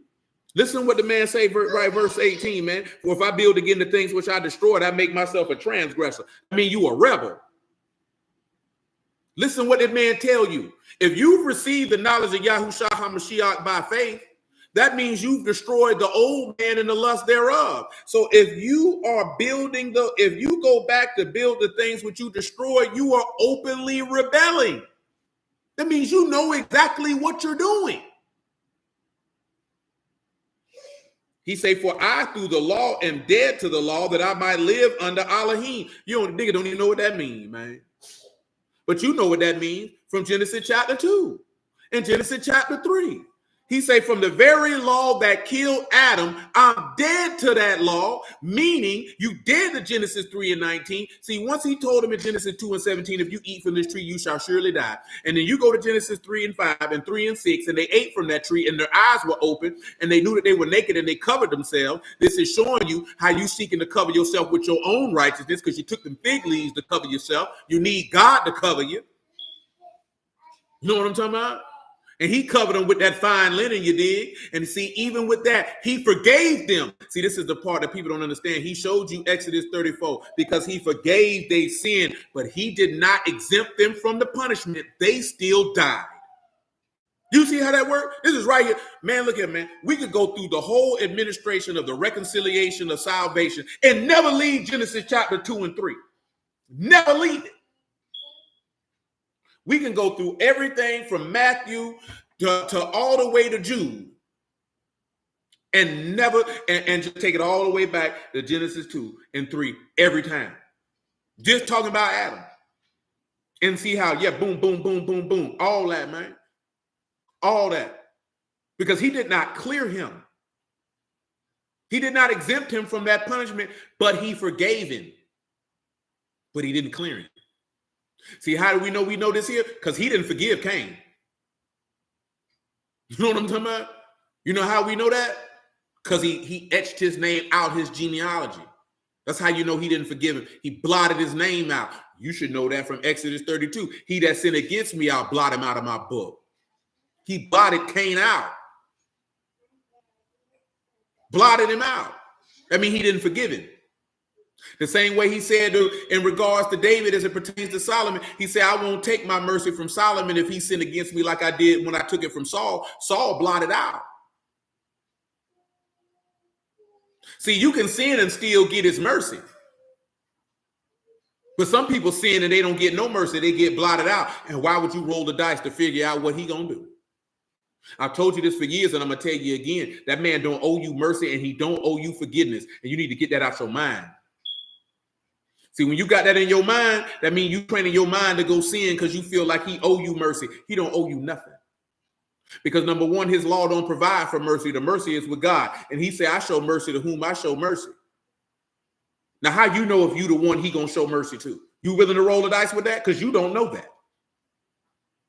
You don't. There's no man walking this earth. There is no woman walking this earth who can stand up and say, I know God gonna show me mercy. The only people who can actually say that is those who have been born of the word and show themselves to be the son of Elohim, and not mercy for them to go commit sin, because he told you in Ezekiel 33, he told you in Ezekiel 18, if you trust in your own righteousness and go to commit sin, none of the righteousness you did will be remembered and you'll die in your sin. That's what he told you. So if a nigga try to say you that, now you're calling the man a liar, because that's what he said, because that's willful sin. And you should know your law to know ain't no sacrifices for willful sin. Ain't none. That means you got to go to Yahuwah for mercy. And how you know you're going to get it? Remember what he told you in Samuel? He said, if a man sin against another man, he can entreat the judges. He said, but if a man sin against Yahuwah, who can he entreat? Let me get that for y'all that think I'm making that up. 1 Samuel chapter 2, because I ain't making that up. 1 Samuel chapter 2. Swing on around here.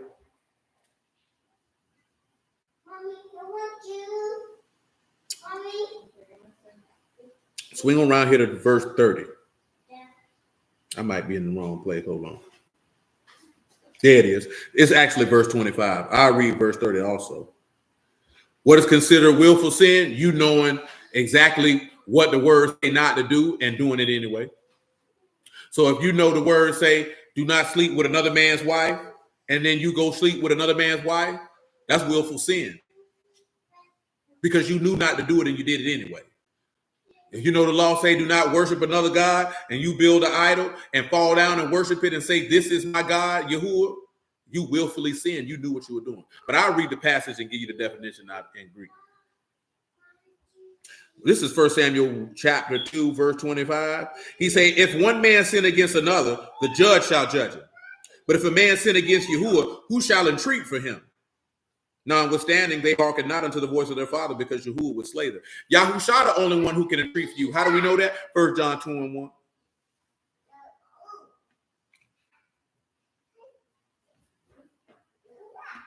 1 John 2:1. My little sons, my little children, these things write unto you that you sin not.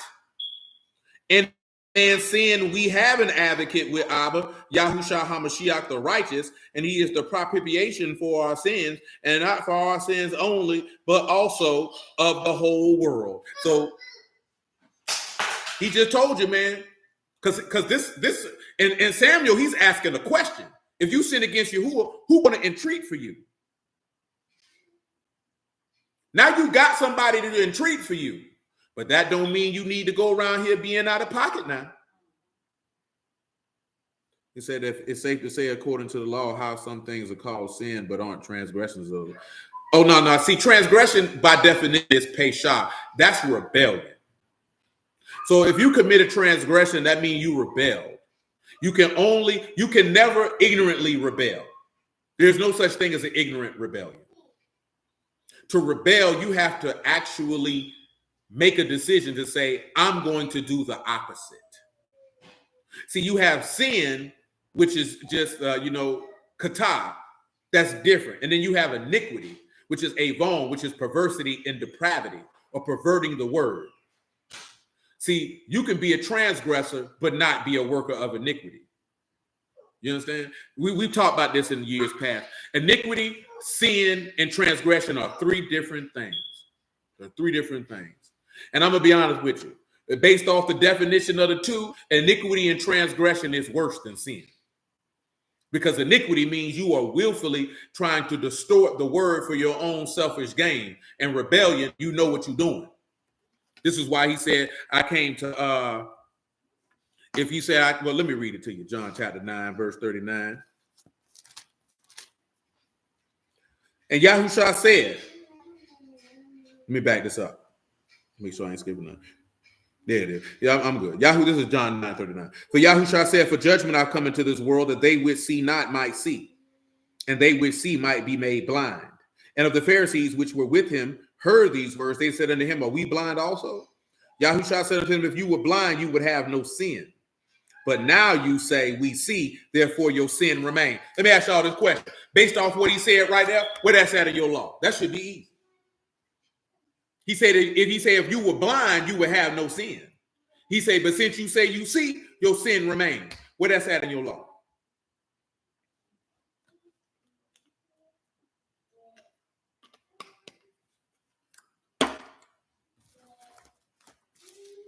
See, praise Yahuwah. See, that's how nice the Lord was when he was on this earth.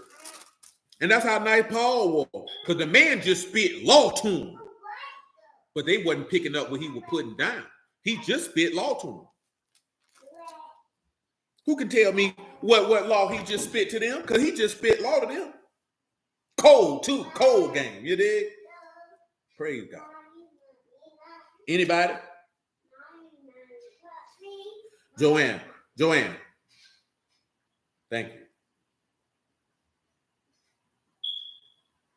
Once? Twice?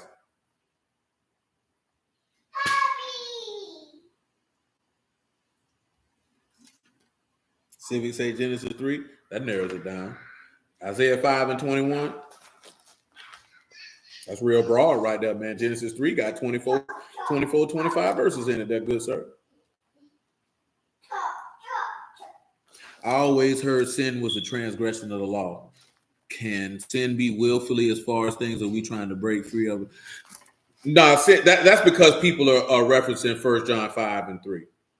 Let me read this Isaiah 5 and 21.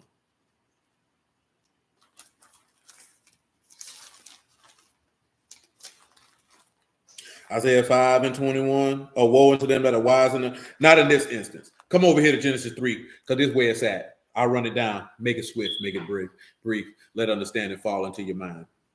Now the serpent was more subtle than any beast of the field which Yahuwah Elohim had made. He said unto the woman, yea, have Elohim said, you shall not eat of every tree of the garden? The woman said unto the serpent, we may eat of the fruit of the trees of the garden, but the fruit of the tree which is in the midst of the garden, Elohim have said, you shall not touch it, neither you shall not eat of it, neither you touch it, lest you die. The serpent said unto the woman, you shall not surely die. For Elohim do know that in the day you eat thereof, then your eyes shall be opened, and you shall be as gods, knowing good and evil. And when the woman saw that the tree was good for food, and that it was pleasant to the eyes, the tree desired to make one wise, she took the fruit thereof, and did eat, and gave also unto her husband with her, and he did eat, and the eyes of them were both open, and they knew that they were naked, and they sewed themselves fig leaves together and made themselves aprons. Guess what you just heard? If you had no sin, you would be what? You would be blind. Before they ate from that tree, guess what they didn't have? No sin. And guess what they were? Blind. But the minute their eyes were open, guess what? They sin remained. They sin remained. You know what I'm talking about? They sin remain. And what is that sin that remain? Death. Because guess what? If you blind, that means that you ain't got no sin. And if you ain't got no sin, then you free from the law of sin and death. Praise you, Lord. You see how that works? You see how that works? That's clean. That's crisp. That's the power of your God right there. You understand? Now, what you asking about, let me give you the definitions of all them words. Now, I already got iniquity pulled up on deck, because I was already in Psalm 51. And I got sin right here too. So when you got iniquities, again, that is avon, ayin, u, and nun. It's perversity, depravity, iniquity, guilt or punishment of iniquity. Iniquity, the guilt of iniquity, the guilt of condition, consequence or punishment. Evil, fault, iniquity, mischief, punishment for iniquity. Hold on, Joanne, please. So what is perversity and depravity by definition? I can't get you right now, Joanne. That's all. Not at this exact moment.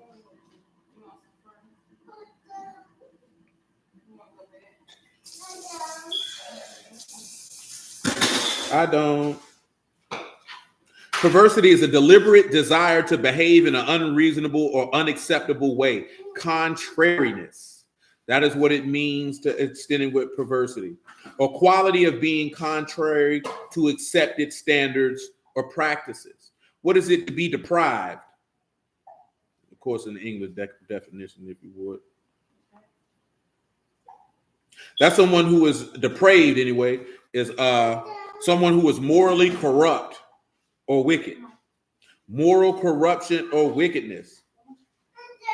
So when you're dealing with somebody who is participating in iniquity, they are corrupt. They're corrupt. You know what I'm talking about? They got stuff going on that average person can't do nothing about. When you're dealing with sin, again, that's sin, that's guilt for sin, that's punishment for sin, that's an offense. See, you can sin and offend. See, like what David did was not iniquity. It was an offense because David wasn't morally corrupt. It was a sin nonetheless. Now, again, transgression is pesha, and that is to rebel. Hold on, I'm about to type that in there. I just want to get that word pulled up real quick, like.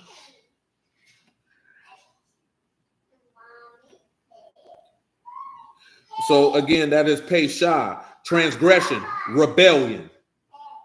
That is what it is. It's rebellion, a trespass. That's why I say, and notice, and the reason we dealt with this years ago, because you see in Exodus 34:7, he said he forgive iniquity, transgression, and sin, because they're different things.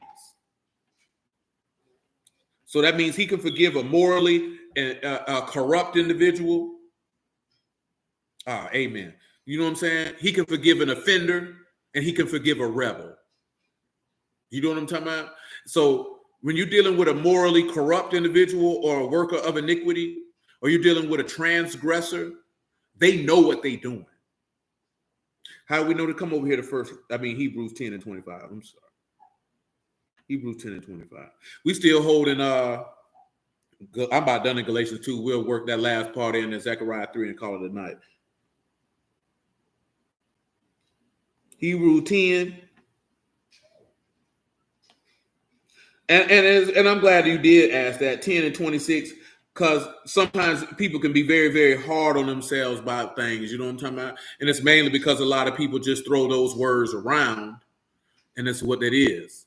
You know what I'm talking about? Because that's why he say sin is transgression of the law. You're rebelling against the commandment. That's why he said at Eve. Let me just read this here because I'm right by Timothy. This is why Paul wrote this, because this is an accurate assessment as far as it pertains to what happened in Genesis. And again, this ain't for people who want to argue men and women. You need to go get a therapist. So when you read First Timothy chapter 2, verse 13, for Adam was first formed, then Eve. See this again, and this son, I understand. This is something that a lot of people deal with. Eve is not of God. That's not a bad thing either. You know what I'm talking about? Because Yahuwah didn't create Eve by a word. He created Adam by a word. Adam is the word made flesh. Eve came out of Adam. She is of man.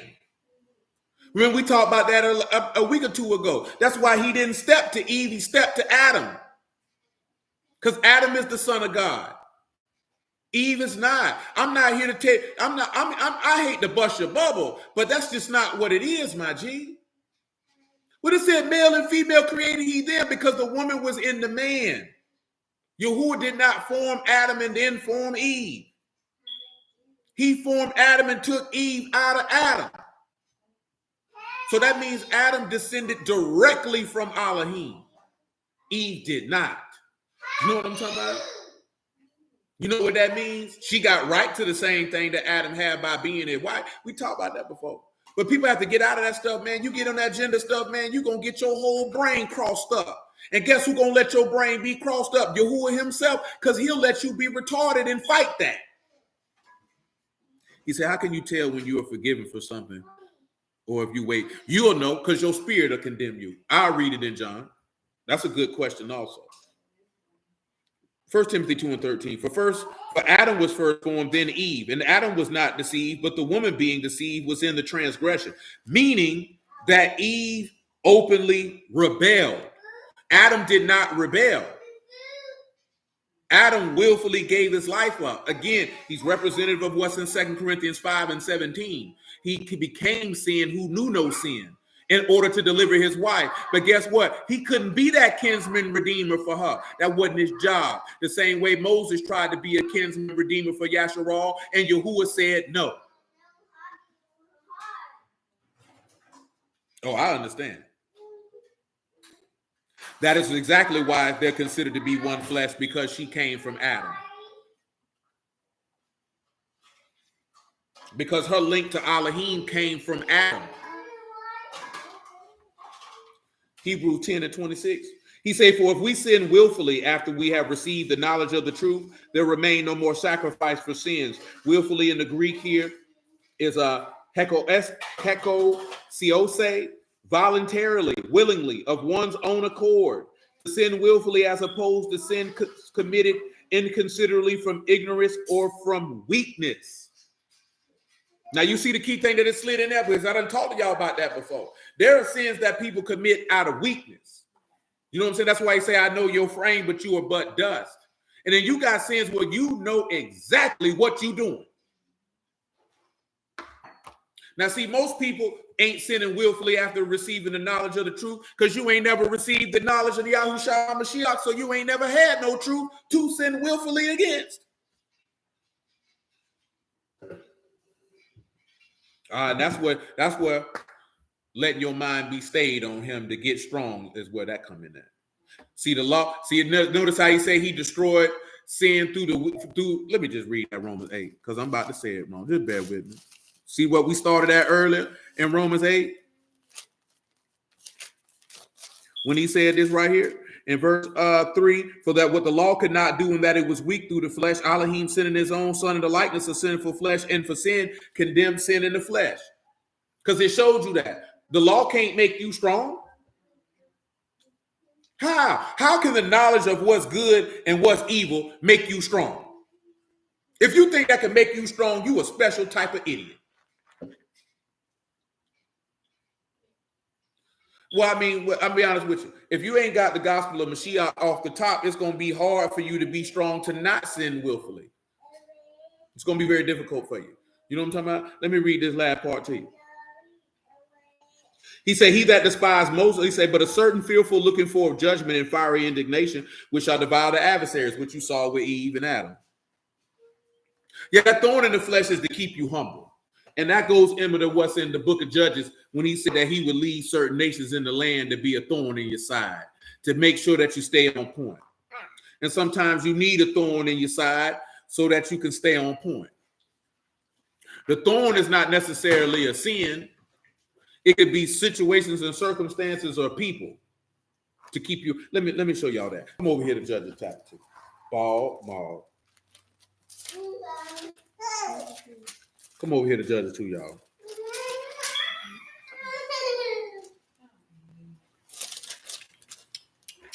Here we go. Judges 2:1. Yes, sir. Thorn is to prove you out. And the Malachim of Yahuwah came up from Gilgal to Bochum and said, I made you to go up out of Mizraim and have brought you into the land which I swear unto your fathers. And I said, I will never break my covenant with you. You shall make no league with the inhabitants of the land. You shall throw down their altars, but you have not obeyed my voice. Why have you done this? Wherefore I said also, I will not drive them out from before you. They shall be as thorns in your sides, and their God shall be a snare unto you. Now he said they're going to be a trap. You see, that's James 4:10. He said that thorn in the flesh causing you to suffer might be the thing to save you from it. Amen, Joseph, man. That's real deal talk right there, man. Like being tricked and believing something because someone changed up the word for that purpose. Okay, yeah, humble yourself. Absolutely. Listen, a lot of people, I don't want you to kick it. See, a lot of niggas use the word, what Amuna just mentioned, of trying to manipulate you for their own selfish gain. Let me tell you something real, man. Anybody who bringing you the word is not bringing you the word so that they can benefit off of you. Remember what we read earlier in Luke 17. You're an unprofitable servant just doing what it is that your duty to do. Now, God told you earlier, right? That's something we're going to go over, and it's in there. And even nigga mentioned it today. And I believe this to a certain extent. If you're dealing with a dude who a preacher and that nigga rich, God probably not with him. And when I say he rich, I'm not talking about he rich off the labor of his own hands. Because if he's rich off the labor of his own hands, that's a different conversation.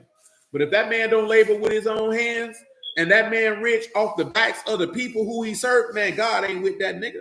And he ain't send them.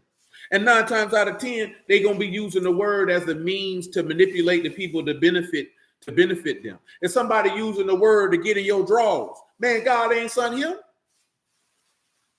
You have to sit back and you have to look at the men of God who've been sent aforetime, who manifested the word unto the people. They weren't using the word to exploit the people and get a benefit. The Levites didn't have to exploit the people because it was already mandated what the people were supposed to do to look out for them for their service. So they didn't have to do that. They didn't have to do that. Some of them did, because he told you in Samuel that some men judge for hire and judge for filthy lucre. That's just a part of the game. So you don't need to kick yourself if you run across people who play them type of games. You just got to remember, let me guard my heart, because the issues of life proceed out of it. You know what I'm saying? Let me go ahead and watch over my inward man. Let me sit back and try those who say they have Elohim, because many false prophets have gone into the world. Like he said, man, as the mouth trieth meat, so the ear trieth a word. You know what I'm talking about? And faith come by hearing, and hearing come by the word. So you can't be hesitant to test people to see if they are God or not. That doesn't mean that you go about it in a disrespectful and belligerent fashion. But if you're not trying and proving stuff out to see if people are God, you slacking on your behalf. Because that's not the preacher's job. That's your job, for you to make sure that God got a word in this person.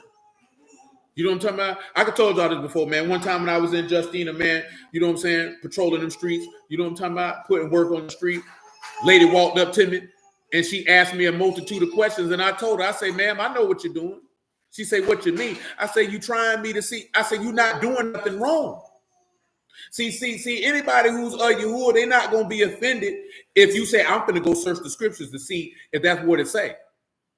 Or you trying them to see if they, no servant of God, shalom, brother Ernest, no servant of God would be offended by that. The only niggas who will be offended by that is a wicked bastard.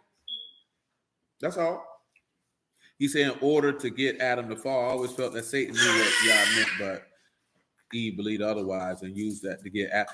No, Eve didn't use nothing to get Adam to fall. Adam willfully chose to do that. You know what I'm saying? But what you described, it sounds more intriguing. And what it really sounds like, it makes men to be able to say, look how manipulative and this, that, there a woman is. All it said is she gave to him and he ate also. She ain't put no spin on it. You know what I'm saying? But it's also the foreshadowing of how much the last Adam loved us, that he willfully laid his wife down for a condemned and guilty individual. Always remember, he could have let Eve die by herself, and he did. You know what I'm talking about? So when you see that pattern of righteousness being manifested, you can see the love that your God has for you, and you can follow suit. Not only with your spouse, but everybody who you come across. You know what I'm saying? Let me finish this first, Galatians 2. And then I'll finish this Hebrews. I'm going to get y'all out of here. And I got to finish Zechariah. I'm in verse 19. So if I through the law am dead to the law, that I might live under Elohim. See, what we'll sit back and look at, if he would have ate from that tree of life, he would have been dead to the law through the law to live to God, because he would have lived forever. For I am crucified with HaMashiach, nevertheless I live, yet not I, but HaMashiach live in me, in the life which I now live in the flesh. I live by the faith of the Son of Elohim, who loved me and gave himself for me. I do not frustrate the grace of Elohim, for if righteousness by the law, then Mashiach is dead in vain. A lot of people don't want to hear that, because they like Job. You want to justify yourself more than you want to justify Yahuwah. But nevertheless, Let me finish this Zechariah 3. I think I got one more thing in Hebrew 10. I do.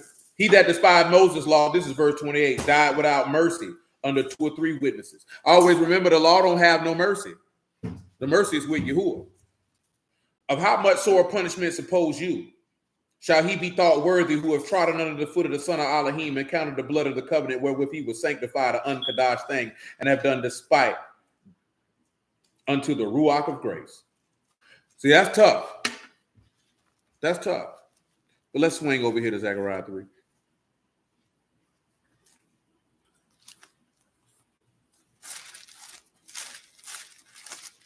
And finish that out. I know I need it. I'll probably work that Philippians in there with it. And then we'll go back into further detail if the Lord allows. Verse 3, Zechariah 3. Now Yahusha was clothed with filthy garments and stood before the Malachim. He answered and spake unto those that stood before him, saying, take away the filthy garments from him. And unto him he said, behold, I've caused your iniquity to pass from you. I will clothe you with a change of raiment. And I said, let them set a fair mitre upon his head. So they set a fair mitre upon his head and clothed him with garments. And the Malachim of Yahuwah stood by. Notice he said, let me go get it. I've let your iniquity pass. The punishment is gone. Change his clothes. Philippians chapter 2.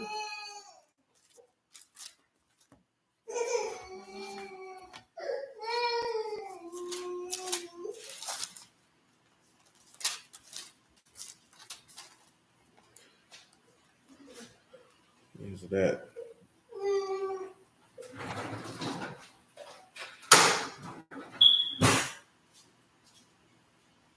That's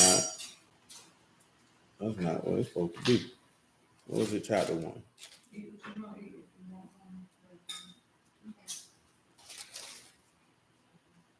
I feel like I'm in the wrong chapter right around there.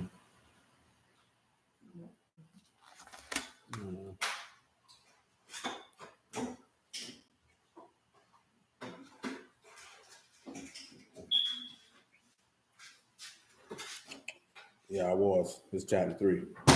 Philippians 3, verse 20. He say, for our conduct is in Shamahim, from whence also we look for the Savior, the Lord Yahusha HaMashiach, who shall change our vile body, that it might be fashioned like unto his esteemed body, according to the working whereby he's even able to subdue all things unto himself.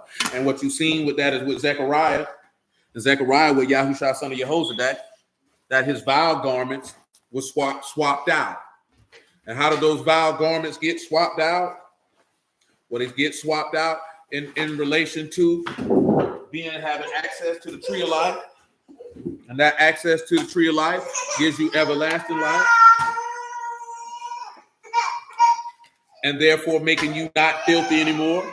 Because now you won't be able to say that your righteousness is as filthy garments, because your best deeds for a guilty people, because you would no longer be guilty, you would be justified before the throne of God, based by the mercy of God, according to the faith of God, to actually be free from the law of sin and death. Come here, Joanne. Come on.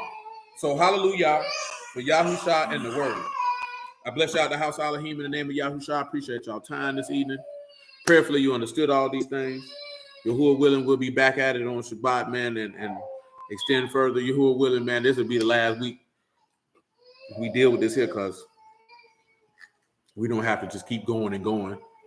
You know what I'm talking about? It's evident and apparent what we got going on. So again, I bless y'all at the house of Elohim in the name of Yahusha. I love y'all. Appreciate y'all. Yahuwah willing, man. We'll be back at it on the Shabbat. Yes, sir, man. Thank you, Yahuwah, man. Clubhouse, if you ain't got nothing for me, man, I'm gone. Amen, brother Ernest. Amen, sister Richard.